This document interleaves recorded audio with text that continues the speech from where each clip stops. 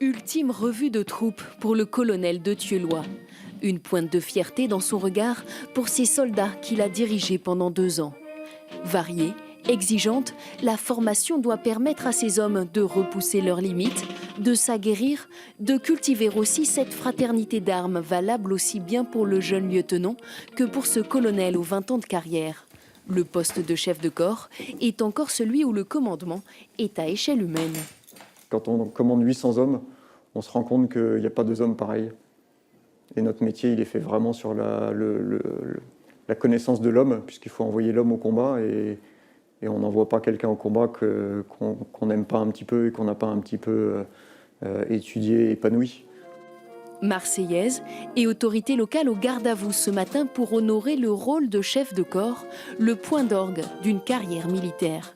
J'ai débuté en plus dans ce régiment, je suis arrivé dans ce régiment jeune lieutenant sorti d'école il y a 20 ans. Et donc aujourd'hui, en prendre le commandement devant beaucoup d'hommes et de femmes que je connais maintenant depuis pas mal de temps. C'est une grosse responsabilité, mais c'est d'abord une immense fierté.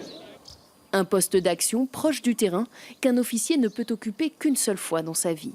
L'objectif principal d'une carrière d'officier, c'est de pouvoir un jour recevoir le commandement d'un régiment.